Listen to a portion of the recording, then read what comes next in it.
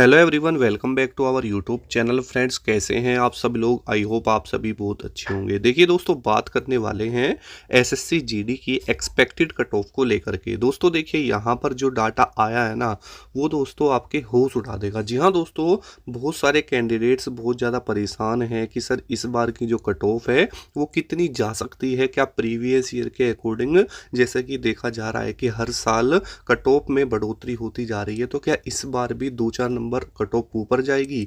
साथ ही दोस्तों हम यहाँ पर बात करेंगे कि नॉर्मलाइजेशन में आपको कितने नंबर मिल सकते हैं। ठीक है, देखिए दोस्तों, मैं आपको यहाँ पर 2022 की जो वैकेंसी आई थी, साथ ही जो 2024 में आई थी, ठीक है, और यहाँ पर जो आपकी 2025 की वैकेंसी है, यहाँ तीनों को लेकर कंसीडर करेंगे कि कितने नॉर्मलाइजेशन में नंबर बढ़ सकते हैं।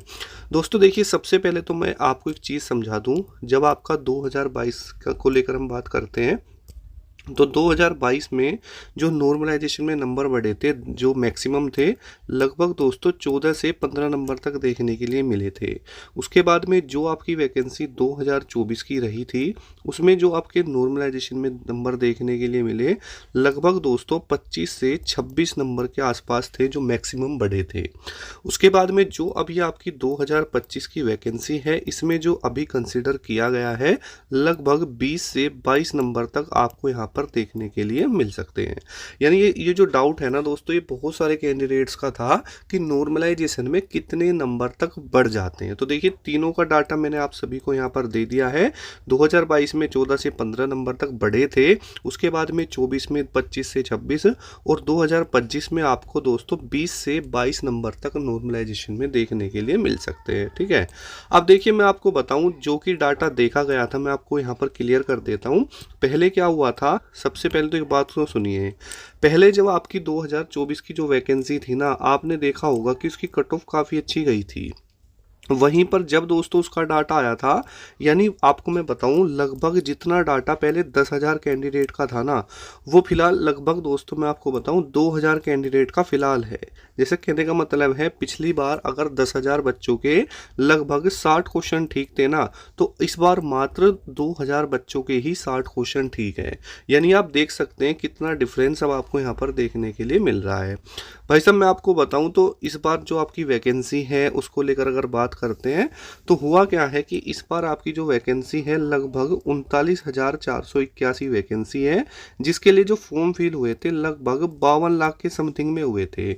अगर दोस्तों हम लोग बात करते हैं आपकी अटेंडेंस की, तो लगभग दोस्तों 70 से 75% के आसपास आपकी अटेंडेंस यहाँ बताई जा रही है। अगर हम नंबर्स में बात करें, तो लगभग 30 से 35 लाख बच्चों ने इस बार पेपर आपका ये दिया है। अब देखिए, बात करते हैं कि फिजिकल के लिए कितने बच्चों को क्वालिफाई किया जाएगा, तो लगभग दोस्तों 7.5 गुना के समथिंग में, यानी अप्रोक्सीमेटली 3 लाख ऐसे कैंडिडेट होंगे जो कि फिजिकल में जाएंगे। अब आप ये बात बखूबी समझते हैं कि जो ये 3 लाख बच्चा है ना, ये वही होगा जो कि फिजिकल भी देगा और मेडिकल भी देगा। बात को समझ रहे हो? अब देखिए, अगर हम डाटा को थोड़ा सा एनालाइज यहाँ पर करते हैं, तो बात को समझना। सबसे पहले हम कोशिश करेंगे आपके एग्जाम लेवल को जानने की इस बार। तो दोस्तों मैं यहाँ पर आपकी पिछले साल की वैकेंसी ले लेता हूँ, जिसकी कट ऑफ को देखकर आप डर रहे हैं, और यहाँ पर मैं ले लेता हूँ 2025 की। ठीक है, तो सबसे पहले तो हम यहाँ पर बात करते हैं एग्ज़ाम लेवल को। तो यहाँ का जो एग्ज़ाम लेवल था वो था दोस्तों इजी। ठीक है, और यहाँ का जो है वो है आपका दोस्तों हार्ड। इस बात को आप ध्यान में रखिए। बात को समझ रहे हो? दूसरी चीज़, डाटा एनालाइज जब हमने किया, यानी जितना परसेंट बच्चा, मान के चलो कि यहाँ पर 60 क्वेश्चन पर मान के चलो, लगभग अगर एग्जाम्पल के लिए मैं आपको बता रहा हूँ कि लगभग अगर 70% बच्चा था ना दोस्तों, तो यहाँ पर 60 क्वेश्चन पर मात्र और मात्र लगभग दोस्तों 20% ही बच्चा है। तो आप डिफरेंस देख सकते हैं, लगभग 50% का डिफरेंस आपको यहाँ पर देखने के लिए मिलेगा। और ये क्यों देखने के लिए मिल रहा है? क्योंकि दोस्तों यहाँ पेपर का लेवल इजी था और यहाँ पर आपका हार्ड हो चुका था। तो बात इससे ये तो क्लियर हो जाती है कि जो आपकी जो कट ऑफ है, वो अब आपकी 2024 के अकॉर्डिंग में अगर हम बात करते हैं, तो यहाँ पर अप गई थी, तो अब यहाँ पर आपको डाउन देखने के लिए मिलेगी। और ये 100% मैं आपको बात बता रहा हूँ, 100% आप लिख लेना इस चीज़ को। ठीक है, उसके बाद में आपके थोड़े से डाउट और भी थे कि सर जो हमारा रिजल्ट है वो अब कब तक आएगा, कब तक आपका फिजिकल स्टार्ट होगा। रिजल्ट को लेकर भी मैं आपको अपडेट दूंगा। साथ ही यहाँ पर अब देखिए बात करें तो आपका ये डाउट तो बिल्कुल क्लियर हो गया होगा कि नॉर्मलाइजेशन में कितने नंबर आपके बढ़ सकते हैं, साथ ही एग्ज़ाम लेवल और आपका डाटा एनालिसिस मैंने आपको बताया। अब देखिए एक डाउट और रहता है कैंडिडेट्स का नॉर्मलाइजेशन से रिलेटेड ही कि सर जैसे मान के चलो हमारे जो टोटल क्वेश्चन थे यहाँ पर, है ना, जो टोटल क्वेश्चन थे उनकी जो संख्या थी लगभग 80 थी, है ना। अब मैंने क्या किया है सर, 80 में से 50 क्वेश्चन तो मेरे ठीक हैं और मेरे जो 30 क्वेश्चन है ना वो हो चुके हैं गलत, ठीक है। तो क्या मेरी एक्यूरेसी पर कोई फ़र्क पड़ेगा, क्या मुझे परसेंटाइल में कुछ दिक्कत होगी, या फिर मेरे जो नॉर्मलाइजेशन में नंबर है वो कम बढ़ेंगे। यानी इस तरह का डाउट भी आपके सामने आता होगा या आप खुद सोचते होंगे कि जैसे आप पेपर दे के आए हो उसमें से आपके 50 क्वेश्चन तो निकल गए राइट और 30 क्वेश्चन हो गए दोस्तों रोंग, तो आप ये सोच रहे होंगे कि सर ये तो नेगेटिव में हो गए। तो देखो दोस्तों कोई भी हो, अगर आप एक गलती करते हैं तो उसकी सज़ा आपको एक बार ही मिलती है, दोबारा नहीं मिलती। तो इसके जो ये आपके 30 क्वेश्चन आपने ये गलत किए हैं ना, तो ये आपके जो नेगेटिव मार्किंग है उसमें ये क्या हो जाएंगे, माइनस हो जाएंगे।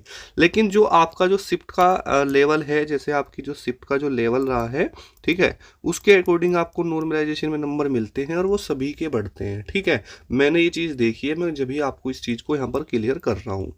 अब देखो दोस्तों यहाँ पर हमने जो स्टेट वाइज देखा सिस्टम, यानी जो आपका स्टेट वाइज डाटा देखा था, स्टेट वाइज में आपको समझना होगा कि जो आपकी यहाँ पर आपकी कट ऑफ जाती है ना वो उसके कई कई मतलब कई पार्ट हैं। जैसे आपका यहाँ पर स्टेट वाइज कट ऑफ रहेगी, जैसे कुछ एरिया आपका नॉर्थ का हो गया, कुछ एरिया आपका साउथ का हो गया, है ना। इस तरीके से बहुत सारे अलग अलग राज्य हैं, ठीक है।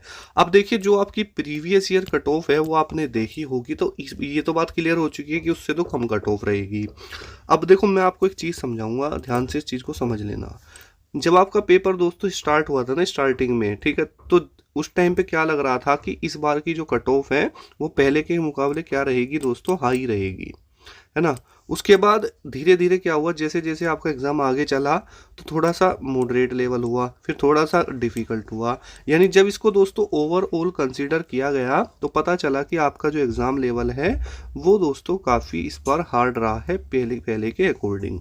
अब देखिए जो स्टार्टिंग में यहाँ पर बच्चे थे उनकी जो शिफ्ट है उससे ये तो क्लियर होता है कि जो आपकी स्टार्टिंग की जो शिफ्ट रही थी स्टार्टिंग में, तो वो तो दोस्तों आपकी ईजी रही थी, ठीक है। तो यह बात क्लियर है। अब होता क्या है, बहुत सारे साथी ये भी बोलते हैं कि सर जो शिफ्ट जिस शिफ्ट का एग्ज़ाम पहले हो जाता है ना उसको थोड़ा सा नॉर्मलाइजेशन में ज़्यादा बेनिफिट मिलता है। तो दोस्तों ऐसा कुछ भी नहीं है। नॉर्मलाइजेशन का मतलब क्या होता है, जैसे मान के चलो आपकी 4 शिफ्ट हैं, शिफ्ट 1, शिफ्ट 2, शिफ्ट 3 और शिफ्ट 4। अब शिफ्ट 1 का जो एवरेज पूरा का पूरा एवरेज मार्क्स है वो निकल के आ गया, मैंने मान लिया क्वेश्चन में देख लेते हैं, लगभग 50 क्वेश्चन आ गया।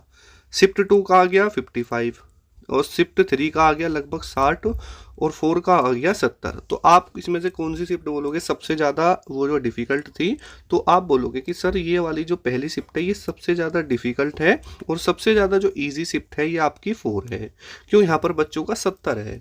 तो ऐसे होता है कि उसमें ये मैनेज किया जाता है कि कौन सी शिफ्ट ज़्यादा डिफ़िकल्ट थी, कौन सी ईजी थी, ठीक है। इस तरीके से चीज़ों को लेकर चला जाता है ना। तो ये चीज़ भी आपकी मुझे लगता है क्लियर हो चुकी होगी। तो फाइनली 3 लाख बच्चा ऐसा होगा जो फिजिकल में जाएगा, और अब मैं आपको बताऊं तो फिजिकल प्लस मेडिकल की जो आपकी कट ऑफ रहेगी वो आपकी एक ही कट ऑफ आएगी। यानी इसके बाद में जो आपकी कट ऑफ लगेगी ना दोस्तों वो फाइनल कट ऑफ लगेगी, इस चीज़ को आपको ध्यान रखना है। तो फिजिकल और मेडिकल की दोस्तों अब ये एक ही कट ऑफ आपको देखने के लिए मिलने वाली है। और जैसे आपने पहले देखा था ये फिजिकल में बहुत बच्चे ऐसे थे जो बाहर हुए थे, तो इस चीज़ को आप बार बार लेके मत चलना, ठीक है।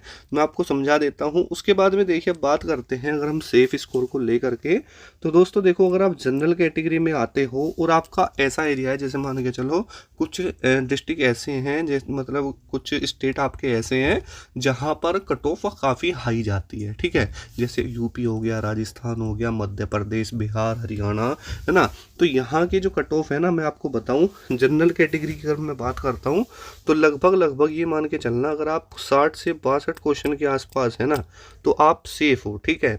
उसके बाद ओबीसी ईडब्ल्यूएस की अगर बात करें तो लगभग 57 से 60 क्वेश्चन के आसपास। एससी की बात करूँ तो लगभग 55 से 57 क्वेश्चन के आसपास।